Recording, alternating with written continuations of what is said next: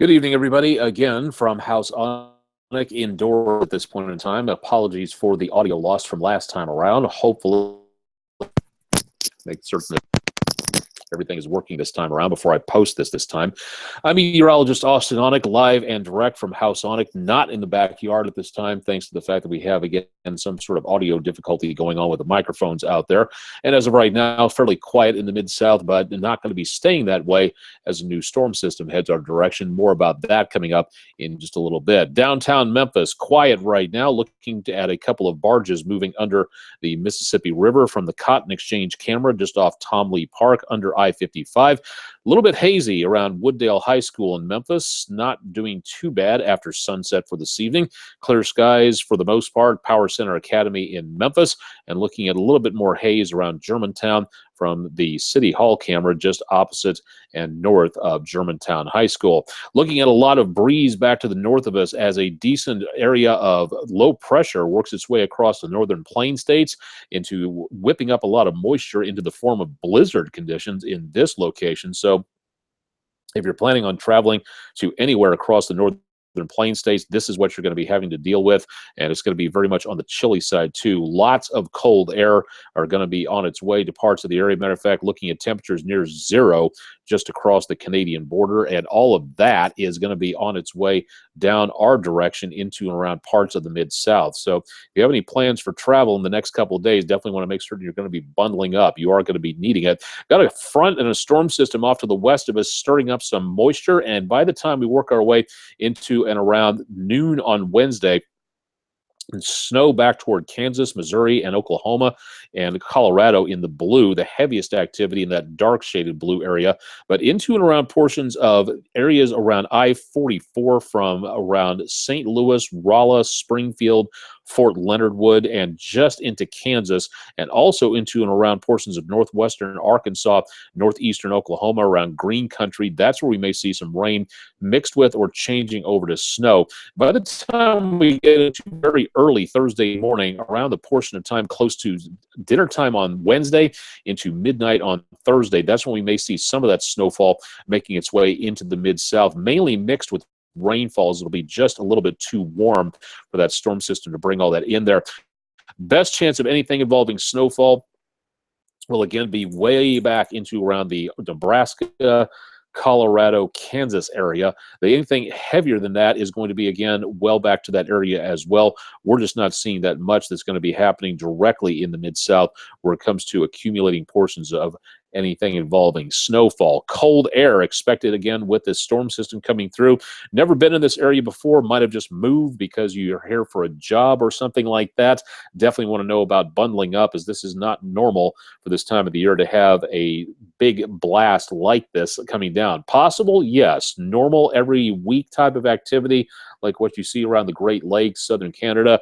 No, this does not happen that often. So definitely want to make certain you're ready to go. Go to WREG.com/weather for more, or go to the National Weather Service in Memphis at weather.gov/MEG for more on that. Also, their winter weather page available at weather.gov/MEG if you'd like to know more about that, including snow and ice accumulation maps, which are not showing anything at this point in time when it comes to snowfall accumulating. So not really a great deal of anything to worry about when it comes to anything accumulating enough for snowmen, and not that much of a problem where it comes to travel out there either. Tonight's lows, mid to upper 30s across much of the area, a few upper 20s around Union City, Dyersburg, and the Boot Heel. High temperatures tomorrow back in the mid 40s. Cloud cover will be again overspreading the area through the day, and chances of rainfall not being seen throughout the early morning hours. As we get into Wednesday night, though, that's where things start turning a little bit more interesting. Rainfall chances from around I-40 north. Back to the north of that, that's possibility of rain mixed with snow by 6 p.m. Wednesday evening. By midnight, that changes to a sharper line of snow as that cold air blasts its way on through. Winds will be coming back out of the north-northwest at about 10 to 15 miles an hour, and could be some wind gusts after midnight of about 20 miles per hour plus in parts of the area. So very windy into early Thursday morning. Highs on Thursday back in the mid to upper 30s to the lower 40s. And also, again, seeing some pretty breezy conditions into the rest of what's left of the week. High temperatures on Thursday, again, definitely below normal. Whatever rainfall chances and snow we have after the early morning hours of Thursday will be leaving and gone by lunchtime Thursday, and that'll be it for rain until the weekend. Lows Thursday night, teens and lower 20s. Cover up those outdoor spigots. Make sure that they are protected from anything involving that wind chill coming along out there, cooling things off and maybe causing burst pipes inside your house. Friday, high temperatures upper to mid 30s along and south of I-40, north of I-40 back in the lower to mid 30s or so. And then looking at less chances of rainfall for Thursday and Friday. Lows Friday night in the teens and lower 20s. Highs on Saturday, recouping a little bit back in the lower 40s. Lows Saturday night in the mid to upper 30s. And then chances of rainfall starting to make their way back for the weekend on the latter part of the weekend, Saturday and late and into Sunday, with high temperatures Sunday finally getting closer to normal back in the mid to upper 40s or so. Chances of rainfall from Iowa State's Meteogram generator, taking a look at the time frame again throughout the course of the next several days. And this is something that we use to plot what we're going to be looking at. The different computer models over here that we use to forecast the weather, showing the different ideas about different forecasts and their variations on here. That is something that we can see easily enough.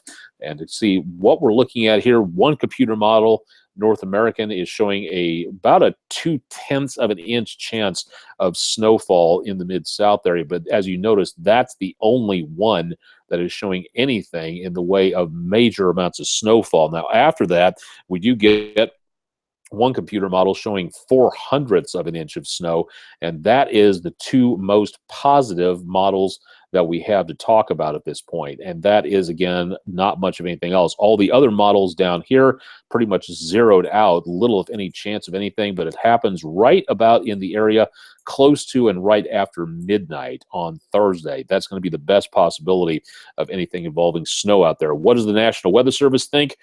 Pretty straightforward. No accumulation of snow is expected. This is going to be a short, sharp shock of cold air, and as it makes its way through, that's where we see, again, the potential of the heaviest possibility of anything involving snowfall, which at this time just does not amount to much. We'll give you more information about the weather with Todd Demers on Daybreak, and Jim Jaggers has more coming up on News Channel 3 at 10 tonight if you'd like to see more there. Coming up in next year during the summertime, there's going to be a total solar eclipse going across the continental United States. It should be a great view out there, and the path of totality is going to go right north of the Mid-South area. The shadow of the moon is going to go right about portions of northeast Kansas, all across Missouri, down to Kentucky and Middle Tennessee. We're going to see basically all of the sun covered.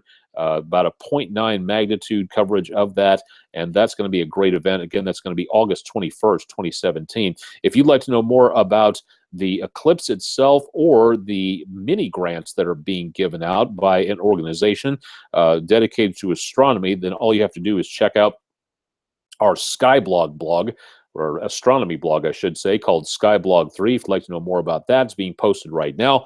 And you can find out more about astronomy in the Mid-South by going to WREG.com/weather or checking out all my social media networks. Also on my social media networks, a great article from Andrew Friedman, who's the science editor for Mashable.com. And not normal, even in the slightest. Arctic and Antarctic ice hit a record lows and continue to be very problematic, including a glacier that's about ready to calve off of Antarctica that's going to be the size of Delaware. This is definitely nowhere near normal, and this is something that we are way behind on at this time of the year. If you'd like to see more about Mr. Friedman's Mashable article and more information about what's going on in Antarctica, all you have to do is go to my Twitter feed at twitter.com/aonic_WREG3. Great article from Post Green at the Washington Post about the sea ice extent at this time, and also available at Facebook.com/Austen Onek WREG3.